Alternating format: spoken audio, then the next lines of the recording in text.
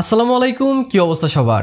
This is Benco S1 Pro, যেটা আমি প্রায় 40 দিনের উপরে হয়েছে ইউজ করছি এন্ড এইটার অনেকেই চেয়েছেন যে একটা আফটার লং টার্ম রিভিউ দিতে, যার কারণে আজকে এটার ভালো এবং খারাপ জিনিস আপনাদের সাথে শেয়ার করব এন্ড তার সাথে আপনারা যে সমস্যা পেয়েছেন সেগুলো আমার কমেন্ট সেকশনে বলেছেন এন্ড কিছু কোয়েশ্চেনও আপনারা করেছেন, সেইগুলোরই অ্যান্সার দেবো আজকের ভিডিওতে। তো হ্যালো গাইস, কেমন আছেন সবাই? আমি রবিন, আপনারা দেখছি মোবাইল বাড়ি। তো চলুন শুরু করা যাক। তো প্রথমে কবির ভাই আমাদেরকে বলেছে, ব্রাদার ফ্রন্ট সেলফি ক্যামেরাতে কি এলইডি ফ্ল্যাশ আছে আর স্টোরিও স্পিকার আছে কি? দুঃখজনক হলেও সত্যি যে দুইটার একটাও কিন্তু এই ফোনটাতে নাই। স্টোরিও স্পিকারও আপনারা পাচ্ছেন না আর তার সাথে এটার সামনে কোনো এলইডি ফ্ল্যাশ নেই। নেক্সট আমাদেরকে ফয়সাল ভাই বলেছেন যে ভাই 5 দিন হলো ফোনটা কিনলাম, একটা কোয়েশ্চেন আছে, ইউটিউবে কিছু ভিডিও 1080p তে দেখা যায় আর কিছু ভিডিও 720p তে দেখা যায়। কেন এই সমস্যাটা আমিও পেয়েছি ভাইয়া, আমি বলতে পারবো না যে কেন এরকমটা হচ্ছে, হইতে পারে তাদের সফটওয়্যার ইস্যু। নেক্সট আপডেট আসলে হয়তো ঠিক হয়ে যাবে, বাট Benco আপডেট পুশ করবে কিনা সেই ব্যাপারে আমার কিন্তু বেশ সন্দেহ রয়েছে। এছাড়া র্যান্ডম ভিডিও আমাদেরকে কমেন্ট করেছে যে ভাই সিম্ফনি Z60 প্লাস এবং Benco S1 Pro একটা কম্পারিজন দিতে। হ্যাঁ, অলরেডি আমি কম্পারিজন করেছি, আপনি আমার চ্যানেলে গিয়ে একটু স্ক্রল করলে হয়তো ভিডিওটা পেয়ে যাবেন, দেখে নিতে পারেন। এছাড়া আমাদেরকে সাদ্দাম ভাই বলেছেন এটা কি অফিসিয়াল? এটা অফিসিয়াল না আনঅফিসিয়াল এটাতে মনে হয় না এত বেশি ইফেক্ট করবে, বিকজ অফ আমি Benco এরকম কোনো অফিসিয়াল সার্ভিস সেন্টার দেখি না আশপাশে। সো যদি সার্ভিস সেন্টারই না থাকে সো অফিসিয়াল হলেই বা লাভ কি আপনাদের? সো এবার যদি আমি আমার এক্সপিরিয়েন্স শেয়ার করি যে আমি এতদিন ইউজে আমার কি এক্সপিরিয়েন্স ছিল। সো আমার এক্সপিরিয়েন্স কিন্তু অনেক মিক্সড ছিল। আমি আমার রিভিউতেও বলেছি এই ফোনটাতে বেশ কিছু ভালো জিনিস তো আছে, বাট বেশ কিছু খারাপ জিনিস আছে যেগুলো আপনাদের সমস্যা করবে এন্ড লং টার্ম ইউজেও এগুলো আসলেই সমস্যা করেছে। যেমন প্রথমে আমার সমস্যাটা হয়েছে এই ফোনটার 90 Hz রিফ্রেশ রেটের জন্য। আমি যেহেতু রিফ্রেশ রেট ইউজ করে অভ্যস্ত, কারণ এখন ম্যাক্সিমাম সব ফোনেই কিন্তু 90 Hz refresh rate at least থাকে, বাট এইটাতে রিফ্রেশ রেটটা নাই, যার কারণে ওই স্মুথনেসটা পাচ্ছিলাম না। আর তার সাথে তাদের যে ইউআই এইটাও কিন্তু অনেক ল্যাগি।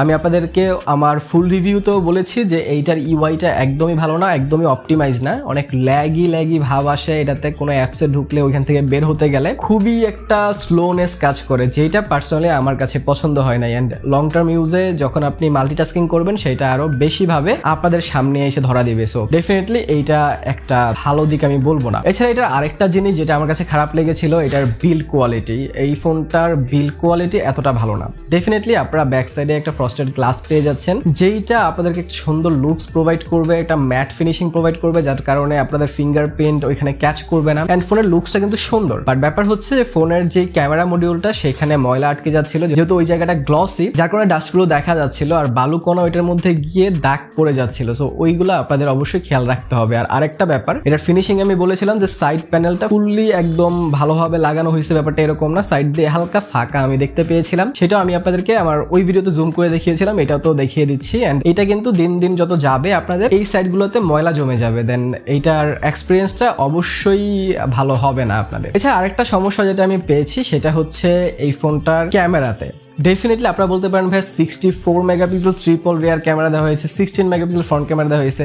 ক্যামেরা তো বেস্ট, আমি না করছি না, ক্যামেরা আসলেই ভালো, কিন্তু সমস্যা হচ্ছে ক্যামেরার কালার নিয়ে।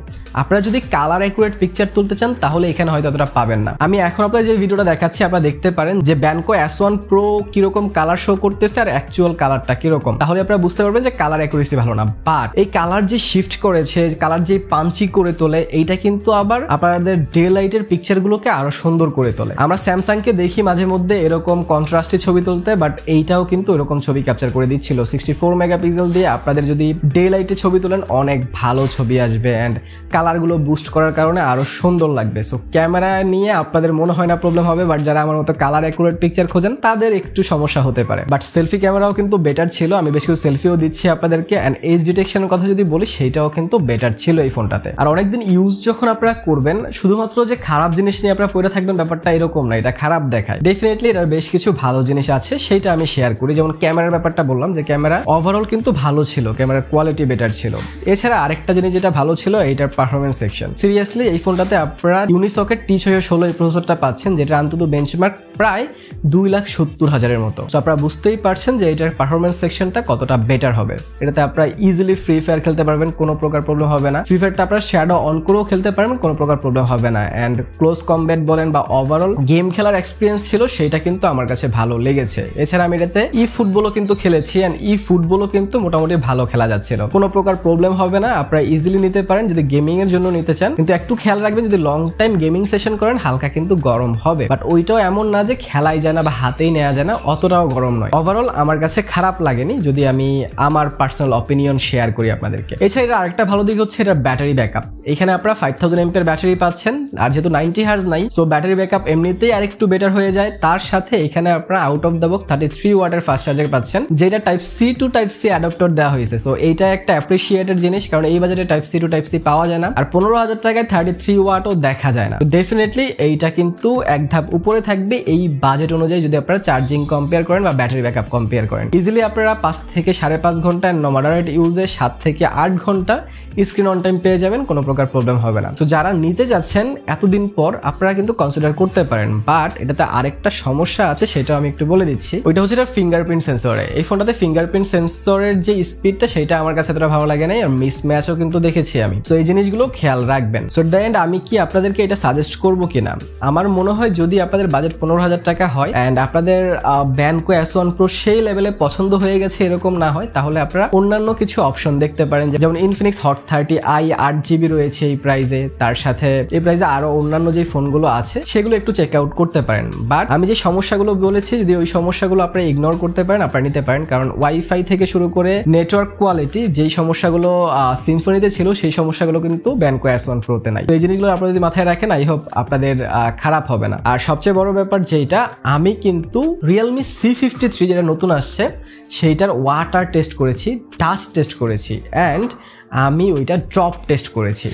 সেইটা দেখতে চাইলে এইখানে ক্লিক করে দেখে নিতে পারেন। ভালো থাকেন, সুস্থ থাকেন, ভিডিওটা ভালো লাইক কমেন্ট শেয়ার সাবস্ক্রাইব করে দিন। দেখা হবে পরের ভিডিওতে। টিল দেন আল্লাহ হাফেজ।